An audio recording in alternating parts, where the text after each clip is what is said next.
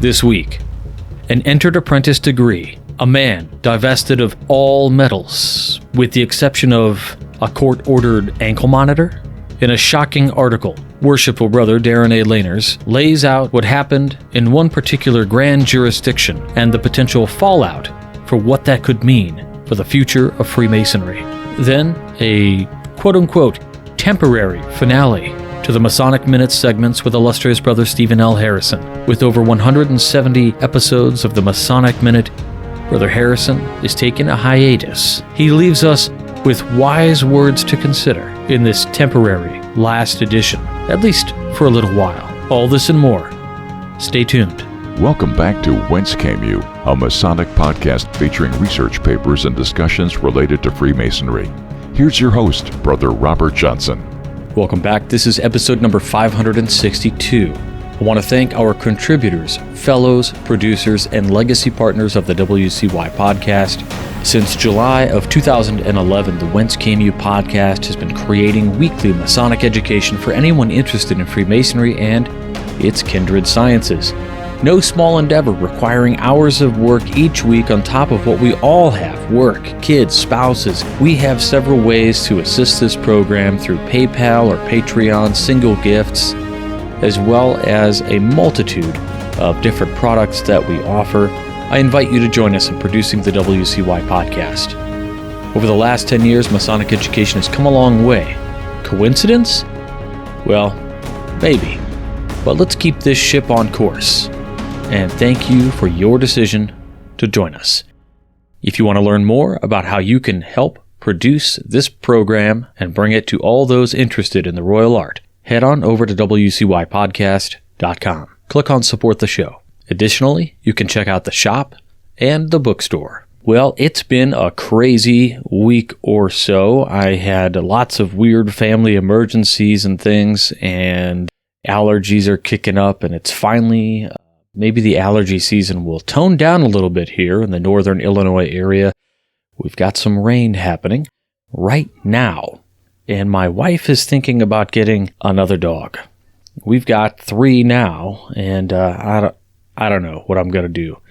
I'm going to have to find more love to give. Anyway, before we jump into the education this week, I want to go ahead and mention that on the 26th of this month, I will be at Liberty Lodge in Missouri. I'm going to be doing a talk on the Esoteric 101, and this is really a beginner's look into what we might call hidden wisdom, symbolism, and multiple mystery schools that exist the world over. A little bit of history on each one of them that exists and how Freemasonry is a school of wisdom. And maybe how it is exactly the progenitor of all the rest. After, of course, it being something that ritualistically appropriated things from all over the world and through all times.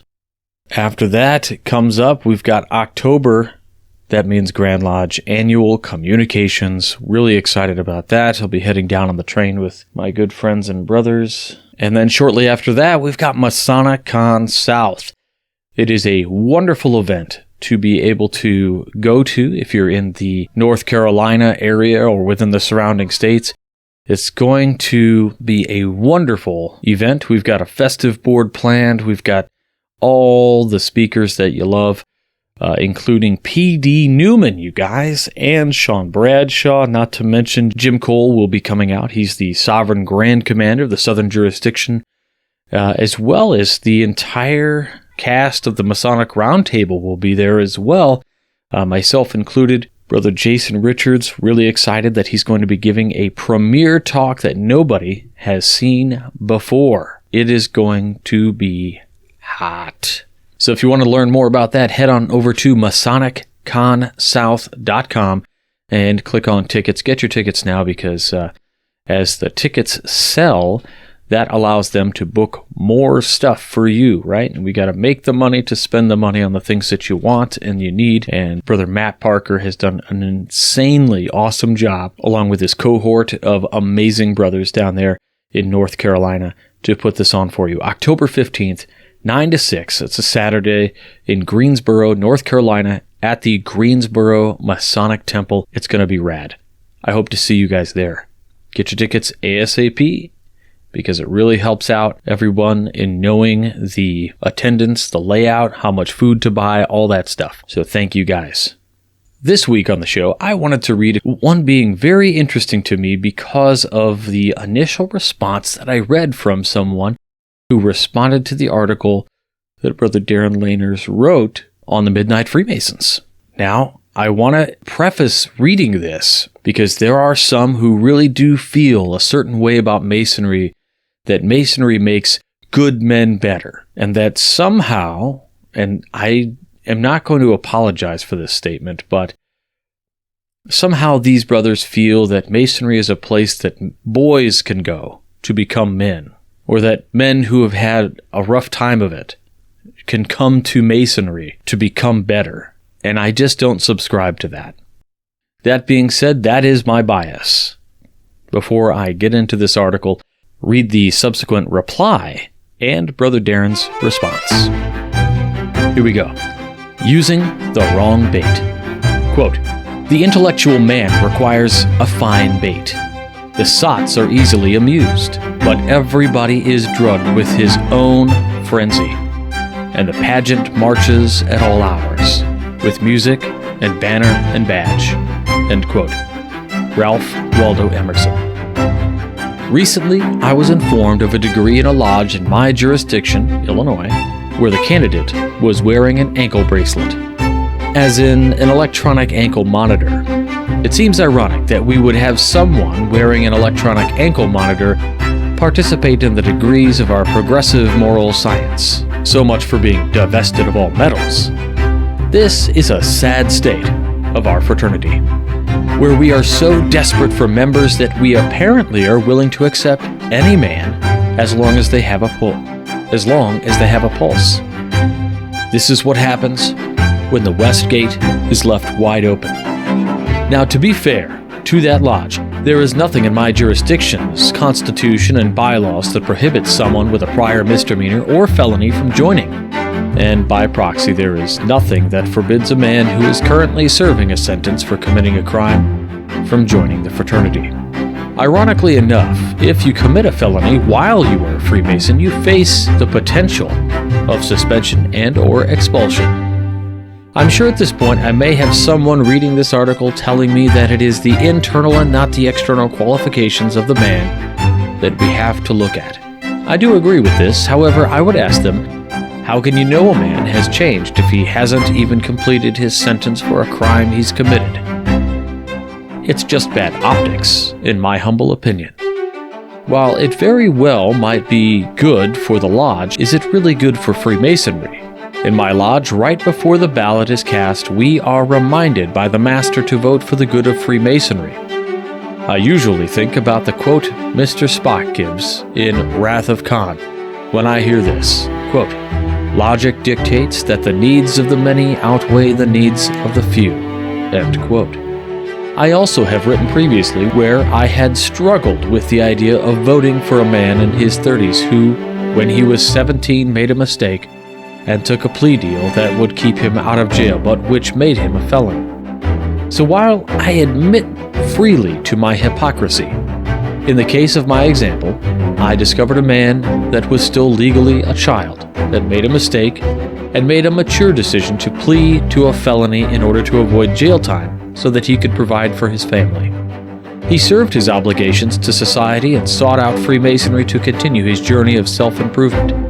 He came back month after month to get to know us, and to allow us to get to know him before he petitioned. How can we trust a man to fulfill his obligations to his fraternity and his brothers when he has not even fulfilled his obligation to society? So, I'm sure that there might be a perfectly good reason for this lodge voting this man wearing an electronic ankle monitor to receive the degrees of Freemasonry. Yes, that was sarcasm. Maybe I'm being elitist, and I admit that I don't know the story of this individual. This being said, I stand by my point of having the individual finish his obligation to society before petitioning a lodge for the degrees of Freemasonry. Have we lost all common sense? That same evening, I was also informed that there might be a Masonic trial in another lodge because of them admitting in a man who is now a fellowcraft and who clearly has some mental illness. The fellowcraft apparently has defamed his lodge brethren and accused them of sending voices into his brain, among other things. I find it hard to believe that our Grand Lodge would allow the trial, as the Mason isn't a Master Mason, and there are specific bylaws regarding members of the lodge objecting to the advancement of a candidate through the degrees. All this being said, what is apparent to me is that the lodge didn't properly vet the candidate and doing so failed to guard the west gate. As I don't know any details of this lodge's recruitment process, I can only speculate that what happened is what happens time and time again in many Masonic lodges. A man shows up to lodge before a stated meeting and inquires about Freemasonry, and he's handed a petition. Instead of getting to know the individual by requiring him to come back consecutive months in a row, members of the lodge sign the petition after that one meeting so that they can read it in that evening, assign an investigation committee. Instead of really getting to know the candidate, the investigation committee asks him if he believes in a higher power, and that's about it. They return a favorable recommendation to the worshipful master, and the lodge votes on the candidate the next meeting. I am by no means a fisherman, but I do know that certain fish prefer certain types of bait and will only go after that bait, while more common fish will strike at anything thrown into the water on a hook. Modern Freemasonry has come to a point where instead of trying to bait our hook to catch a salmon, we settle for a herring, rock bass, or bluegill. Many lodges feel that if they can collect enough herring, rock bass, or bluegill, then it doesn't matter if they catch a salmon or not. It doesn't matter if we have quality when we have quantity. What happened to being selective? Part of fishing, at least in my experience, is throwing back the smaller fish in the hopes of getting a bigger one, or at least to allow the smaller fish to grow into a bigger one. Yet we bait our hooks by holding our public pancake breakfasts, spaghetti dinners, and anything else we can think of to get men in the door, hand them a signed petition, and hope they work out. Shouldn't we be using bait to catch salmon? Don't we want to bring in the quality men in our communities instead of settling for the common man? If so, while I realize that many jurisdictions don't allow invitations to petition, why aren't we using those to target and invite men that we know would be good for our lodges? I also know that many Grand Lodges are now spending significant resources on advertising using targeted ads in streaming apps and social media. Like it or not, younger generations use apps like TikTok, and Facebook is for old people. If we want to target the future Freemasons in these generations, we need to adapt to use technology in our favor, and more importantly, control the narrative. No offense toward my Masonic brethren that use and produce TikTok content, but when I search TikTok for Freemasonry, I see a bunch of anti-Masonic information and very few brothers that actually are spreading light. I see Grand Lodges and appendant bodies that should have official TikTok channels and don't, and they are missing an opportunity to spread their message. Many companies that provide targeted ads can use algorithms to send the ad directly to male user between specific age demographic that might use search terms like Freemason, Templar, National Treasure, Dan Brown. You get my point. My point is that we can bait the hook to target these men that are showing an interest in Masonic or Masonic adjacent topics immediately. Yes, it's still going to ultimately be up to the local lodge to do a proper investigation and vetting of their candidates. They are the ones that are going to have to judge him if that man is a good fit for the lodge or not. So maybe we are still doomed to repeat the mistakes and settle for herring instead of salmon. But we need to stop relying on old adages like to be one, ask one, old ideas like pancake breakfasts, and get with the times. It's time for Freemasonry to stop being reactive and time for it to be proactive. What we teach in our lodges is needed now more than ever. I think it's okay for us to want to advertise that and proactively advertise it. Honestly, it wouldn't be that hard. Take one of many videos that are from the Not Just a Man campaign and it's ready to go. Lord knows we've wasted money on more frivolous efforts. So what do we really have to lose? Now that concludes Darin's article. I think he's got a great point. He goes into some advertising and kind of getting with the times. Kind of hurts, right? Facebook is for old people. Well, I'm 40 and I must be old. It's kind of where we've built quite a bit of our audience. A lot of people use it, but it is very true. My oldest is on TikTok. My second oldest son uses Discord and Instagram. And my two others, they don't do anything because they're not really old enough. Well, my third oldest son has Instagram also. But it is interesting that nobody has this interest in getting on Facebook. I mean, my middle son likes it because it has Facebook Marketplace and he likes to search out vintage and retro video game systems. But this is the only thing he uses it for. So point well taken here that we do need to begin to see how we can adapt our message into the platform that people are using. Right, so it's why I'm on TikTok as well under the Wizard of Arge, and I do behind the scenes for the show. I also do tarot stuff and just anything I'm working on to give you guys some insights into just neat stuff, right? And so that's what I'm about. I think we could have more Masons doing that. There's a lot of great Masons out there that are starting to put out great content, especially in Texas, which is pretty rad. Now, the larger part of this piece really deals with the idea of accepting people who might not really be the best choice for our lodges. And I really do agree with Darin here. I would not allow, regardless of the crime, a man wearing an ankle bracelet to petition a lodge. You must fulfill your debt to society before you are allowed to come into this organization. That's just how I feel.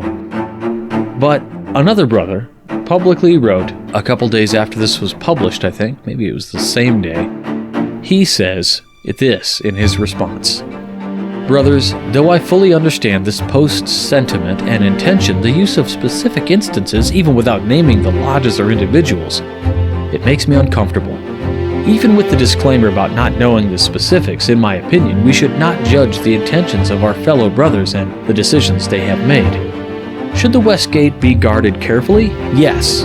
This idea has been on my mind for some time, and I appreciate the discussion. However, we do not know the circumstances of these men. We should understand the nature of the men we allow to join us. The ankle bracelet is concerning, and guidance, instruction, and even correction should be brought directly to the lodges to improve our brethren and ourselves. With a person who has mental illness, in many cases, you would never know when you meet them that they have a mental illness. I am confident that you already know people with a mental illness that you like and maybe even love without knowing about their illness. A person who has bipolar disorder, for example, can and is controlled very well with medication. However, medicine can need adjustment, or for all we know, the man has just experienced his first psychotic break. In my opinion, there is no reason to blackball a person with mental illness that has gone undiagnosed or is under control through medication generally. We are responsible for filling our lodges with worthy men, and great care should be given when upholding this weighty responsibility. However, we do not need to block honorable men suffering from an illness unnecessarily. If we discover someone is having an issue, whether legal or medical, we need to know more. Having a frank discussion with the individual, family members, and friends can tell us a lot about how we should vote. And I know this is the point of the article. I feel the great care should be given when a person is suffering to make sure we do not judge before we know. The West Gate has been left open. I do believe it needs to be shut and guarded. The same goes for proficiency. I was raised under the circumstances where my proficiency was tested, but with an open book test. This shortcut was with the blessing of the Grand Lodge, as were the one-day raisings. However, I would tell you that though I had 3 separate degrees performed, the method I used to prove my proficiency did me no favors. We must return to a more conservative approach in who we bring into our brotherhood and how we advance in the degrees. Our fraternity may grow slower. The value is not making it more accessible, but in holding high entry standards and allowing the brothers this time to grow in each degree. It's not a race. Darin then focused on a couple of the points. So first let me say that I think Brother Greg, who wrote this reply, was very on point. I do agree with his stance on the mental illness, but he does very little to talk about, I guess, the ankle bracelet, other than to say we don't know the situation. Now, in my mind, it's just cut and dry. Pay your debt to society before you come into the fraternity. And I think that's where Darin stands as well in his reply. He says, "My brother, we will have to agree to disagree. There is no argument that you can make where I will agree that we should be admitting men with ankle monitors on and an undiagnosed mental illness into our lodges. Period. End of discussion. My brother, not every man deserves to be a Freemason, and if we are allowing men that are quote-unquote hearing voices or serving sentences for criminal offenses, then we might as well just shut the doors. If you have read any of my work, I agree 100% with allowing brothers to grow and take their time through the degrees, but we need to have the right men." So I think Brother Darin and Brother Greg here are on the same team. And I think they have more in common than they do in the differences here. And I certainly feel that Brother Greg is correct in his assumption that people with mental illness, I myself have struggled with anxiety and depression for 20 years. I'm medicated. I take a pill once every night, and I don't care who knows that. It keeps me balanced and feel great every day. So with that said, there is something to be said for people who would then be perhaps undiagnosed. But we would assume perhaps that we could, through the course of regularly meeting these people over the months and coming back to subsequent meetings and the investigation, that we would pick up on the subtle nuances of these things. And even perhaps pre-petition, the lodge would suggest to the individual a way to get help. And then once under control, perhaps join the lodge. Then that person has an additional tie to the lodge. They could simply say something along the lines of, "The lodge was there for me even before I was a member. Through the petition process, they helped me find help. They assisted me in getting help for XYZ. I got on the straight and narrow and became a Mason." And I think that's very powerful. So for our Craftsman Plus, I'd like to know, it would be inappropriate and in many cases against Masonic law to say that you have voted or thrown a black cube or a black ball or something along those lines. And I'm not going to ask that. But it's a point that we should make. When we're talking about these kinds of things in the public realm, and even amongst our brothers, we're not allowed to disclose how we voted ever. So, for your edification, please don't ever do that. However, that being said, Darin has talked in the past about his struggle with justifying a plus or minus vote in letting somebody into the fraternity. I'd like to ask the Craftsman Plus in a sort of reflective way, have you ever thought a particular petitioner to be of a dubious nature? And if so, did they join or not? And if they did join, did it turn out that they had turned their lives around? Or is there a horror story to be told? If you've got a tale to tell, go ahead and type it up. Toss it in the Facebook group. We can all have some good conversation. I'll even tell a couple of my interesting stories that I've heard as a DDGM in the past, as well as my own personal experience with a, well, we'll say, interesting votecast. But I won't tell you how I voted. Next up, let's get into this week's Masonic Minute with illustrious brother Stephen L. Harrison. The 24-inch gauge is an instrument made use of by operative Masons to measure and lay out their work. But we, as free and accepted Masons, are taught to make use of it for the more noble and glorious purpose of dividing our time. Being divided into 24 equal parts, it is emblematic of the 24 hours of the day, which we are taught to divide into 3 equal parts, whereby are found 8 hours for the service of God and a distressed worthy brother, 8 for our usual vocations, and 8 for refreshment and sleep. His name was, well, let's call him Buddy. I had completed my petition for the mysteries of Freemasonry, and the lodge had instructed me to give it to him. Buddy stopped by my house to pick it up. Under Missouri rules, my father, from another jurisdiction, could not sponsor me. So Buddy, whom I had never met, was to be my first-line signer. I handed him the petition. We had a brief conversation, and Buddy left. As he was walking toward his car, I said, "I guess I'll see you in lodge." Buddy turned and shook his head. "No," he said, "I don't attend. I'm burned out on Freemasonry." That was the first and last time I ever saw my first-line signer. What a thing to say to a candidate replete with the anticipation of his upcoming adventure with the craft. I wondered how that had happened to Buddy. Too many boring meetings? Or had he taken an office in every body he belonged to, leaving himself too time-stressed for his other responsibilities? Or both?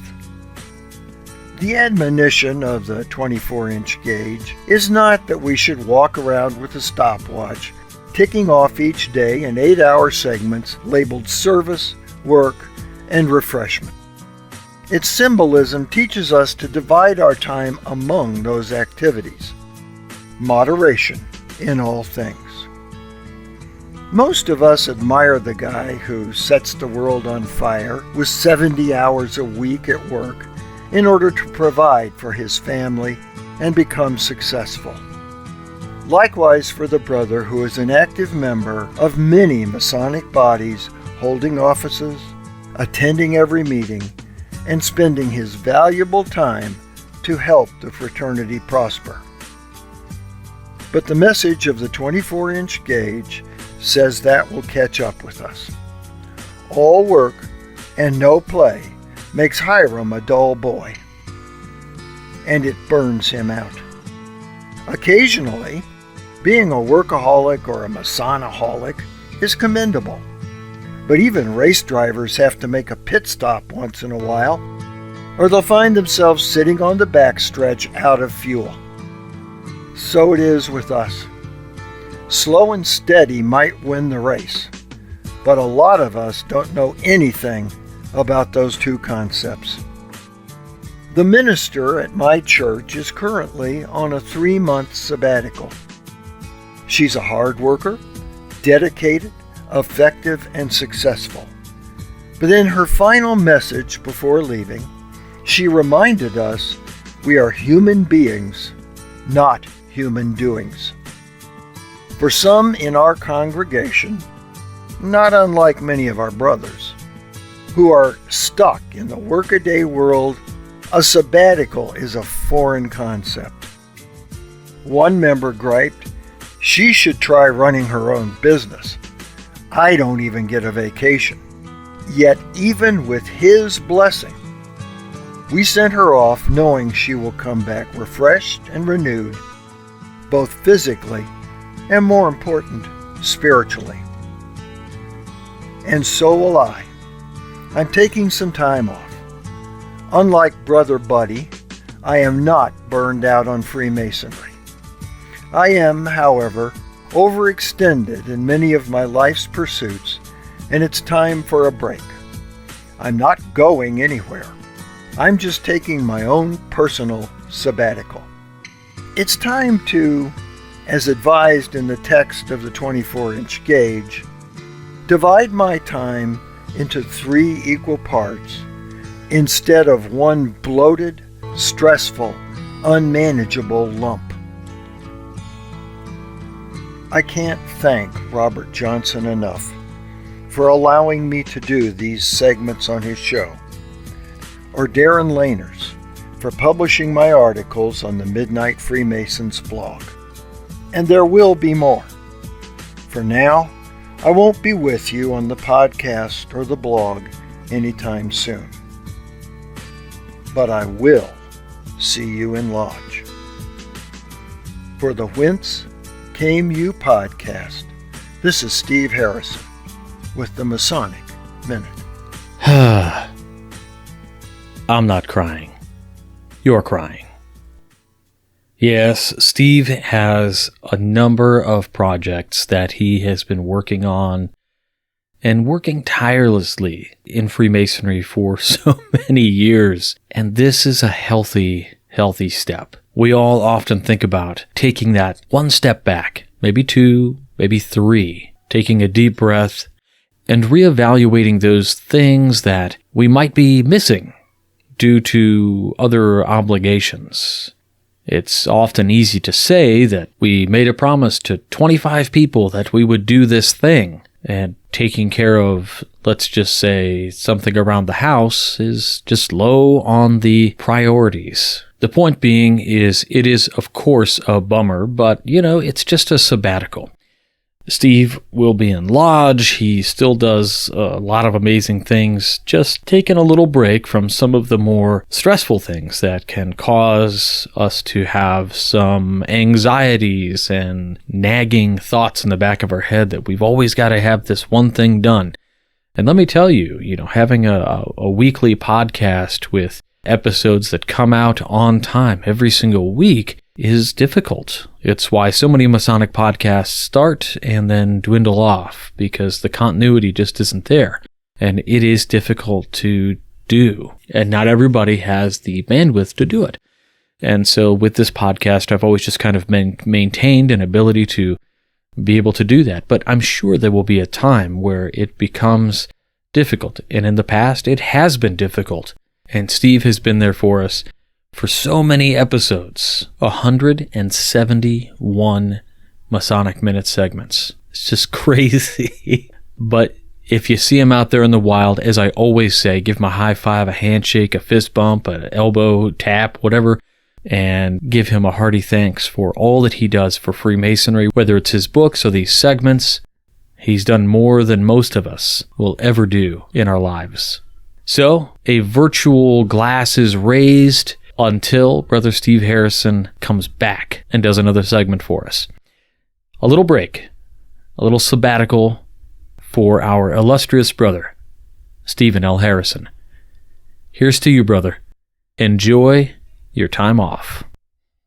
For the Craftsman Plus, I'd love to know what your favorite Masonic Minute segment has been thus far. I will let you know that for myself, I rather enjoy a couple of the ones that he has done on mysteries like Oak Island. I'll post a link to one of my favorites in the Craftsman Plus group. Perhaps you can post a link to yours.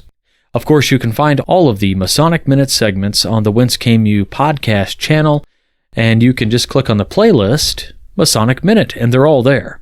Find your favorite, link it in the Craftsman Plus group, and we can all have some fun times reminiscing or talking about really awesome things. Now, Steve is working on something that is quite remarkable. I'm not allowed to talk about it, but it's pretty fantastic. So just be aware that while he's taken a step away from this stuff, there's something much bigger he's working on. That's it for this week. I want to thank you all for joining me on this edifying journey. I want to thank our contributors, fellows, producers, and legacy partners of the program who have made this show possible for over 10 years. 570 episodes and a backlog that'll take you through every topic imaginable within Freemasonry and its surrounding sciences. If you like this idea and you want to be a part of it, head on over to wcypodcast.com, click on support the show, and check out how you can help and be a part of this awesome thing called Masonic education. Head on over to our YouTube channel. Like and subscribe to it because it helps us when somebody looks for Freemasonry on the web, they find accurate and legitimate Masonic information available to them rather than the typical anti-Masonic rhetoric that comes about through these, old Taxel hoax texts and people who don't actually want to read anything about real Freemasonry. So, help legitimate Masonic education trickle to the top by liking and subscribing. Find me on TikTok at the Wizard of Arge. Got some new content coming out there. It's kind of sparse. I had to do a redesign of my workshop, and I've been a lot invested in that, creating some keychains and other items for lodges around the United States. It's been keeping me busy. With that, I'll talk to you all next week. I'm going to head back down into the workshop, both of myself and here at the house. Until next week, stay on the level. For Whence Came You, I'm Robert Johnson. Take care. You've been listening to Whence Came You, a Masonic podcast featuring research papers and discussions related to Freemasonry with your host, Brother Robert Johnson. Be sure to join us for our next edition.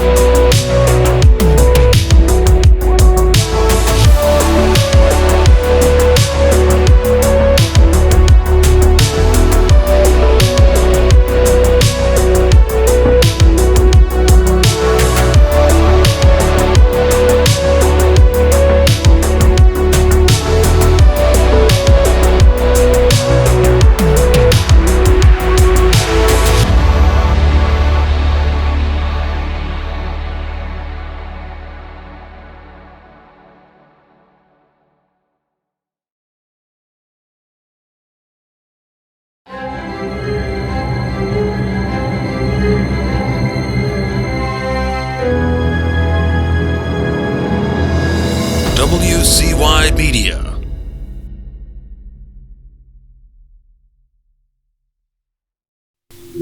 That's it. Casual.